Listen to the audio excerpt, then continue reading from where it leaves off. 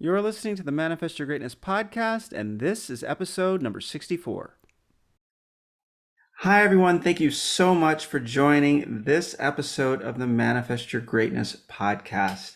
I'm so grateful that you've taken the time to join this episode, to tune in and learn about all the ways that you can use practical and actionable steps to manifest the greatness that you already possess deep inside. Now, before we get started with today's episode, I just want to let everyone know, check out manifestyourgreatness.com. There are tons and tons and tons of free information, free resources, free ebooks. Take advantage of it. There's a recent ebook that I've posted on there. The name of the ebook is Habits That Relieve Stress and Promote Harmony in Your Life. Habits that relieve stress and promote harmony in your life. It's an ebook. It is available on my website and it is absolutely free. So go download it. Take advantage of those free resources. There are other free resources available as well. Take advantage of it. It's all for you.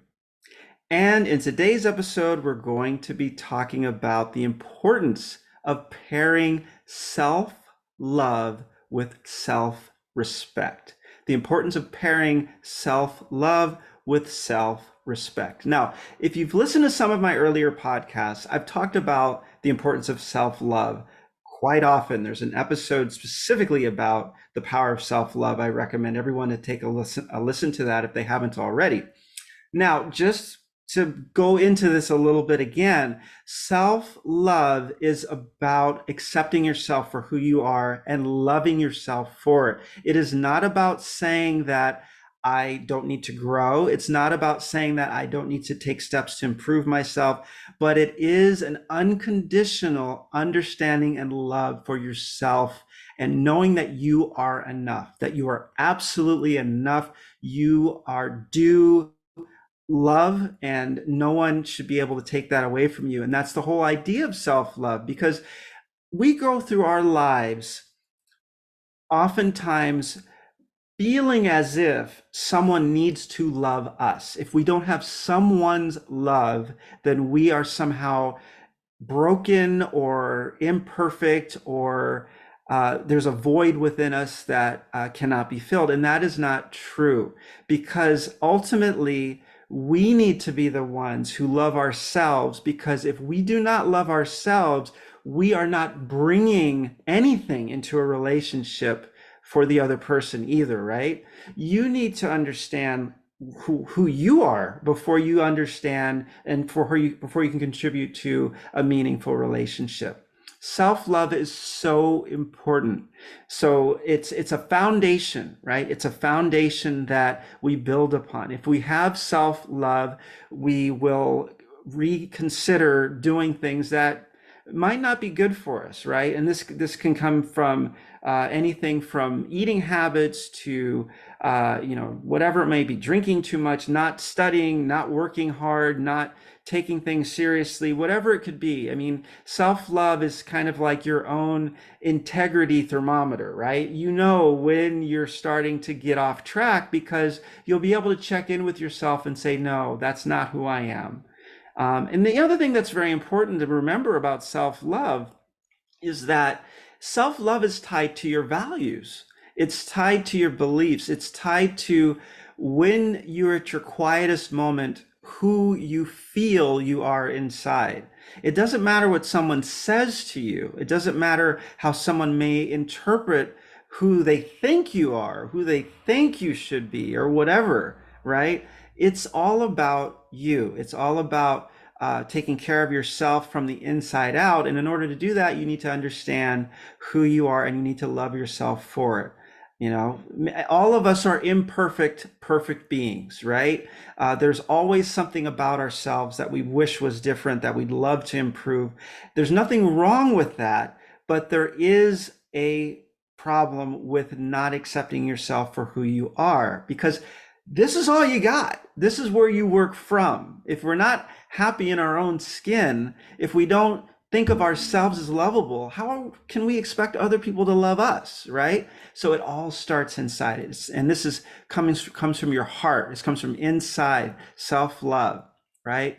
Self-love will keep you doing the things that you need to do to keep yourself healthy, to keep yourself safe, and things like that. So that is self-love. It's so important. It's the foundation of a happy life. Without self-love, you cannot build upon any type of solid foundation, because it all comes back to that. It all comes back to self-love. Now, self-respect is a different thing altogether. And by itself, it's not entirely effective, and it can actually be damaging, because if you're looking for self-respect, but without the understanding and without self-love, and without that understanding that you are enough, then you could be looking for self-respect by any means necessary, and that's dangerous. That is not what I'm talking about here. But when you responsibly pair self-love and self-respect, you get something incredibly powerful, incredibly powerful. Self-respect is built and it is grown by doing things that are uncomfortable. That's how you get self-respect for yourself. You push yourself and you achieve things that you thought you couldn't achieve. You hold yourself accountable, and you push through even when you don't want to do things, because you know that there are things you should do. Now, the difference between self-love and self-respect is that self-respect is a mindset. Self-love is a way of life. Self-love is a way of life. So self-respect is built on top of self-love, and together, that's where you can get amazing growth, and you can get amazing confidence as well. And that's what I want to talk about more today. Self-respect, when you do something that is difficult, you gain confidence, right? And that's where self-respect comes from. Self-respect is when people try to break you down, they can't, because you know what you've done. You know what you've accomplished. You know what you did that was meaningful for you, that a lot of other people perhaps wouldn't do, or that you thought you couldn't do. And that's more important, to always look inward. I'm not saying we should be comparing ourselves to other people, but what I am saying is that self-respect is built out of doing things outside of your comfort zone. So self-respect is when you do something, like you stick to your diet, for example. You do that day in and day out. You go back and you look at what you've done. You look at what you have committed to, and you realize that I did that. Look at this. This is progress, and I can see it, and this is exciting, and I know I'm capable of more, and I'm going to keep working at this. And it doesn't matter if it's not easy. I'm doing it because I know I should, and I'm doing it because it's a challenge, and I'm growing out of it. And this could be anything. It could be studying as well. Self-respect comes from putting in the work, right? Doing the hard lessons in life. So whether you're a student, or you're working in an office at a corporation, or you have your own business, self-respect is built out of pushing yourself through difficult times and getting meaningful results for yourself, right? So, but without self-love, it's empty. Without self-love, self-respect becomes a never-ending cycle of wanting more. And that's not what we want, because if we're in that cycle of wanting more without realizing we're enough, which comes from self-love, then we're never going to be satisfied, and we're never going to be happy. That's where self-love is so important, because self-love is that constant reminder that you are enough. That's your foundation. That's what you build upon. You have to have this understanding and this true, just rock solid belief that you are worthy of love and that you are enough. Self-respect goes on top of that, and it helps you move forward and to push yourself. And in order to gain self-respect, you do things that are uncomfortable. You do things that are difficult. You put yourself out there. You put yourself in outside of your comfort zone. That's where self-respect comes from. Self-love is no matter what happened out there, you are still worthy. You are still enough. You are still a lovable person. You are perfect in all your imperfections, and that is who you are, and that is completely the way it should be.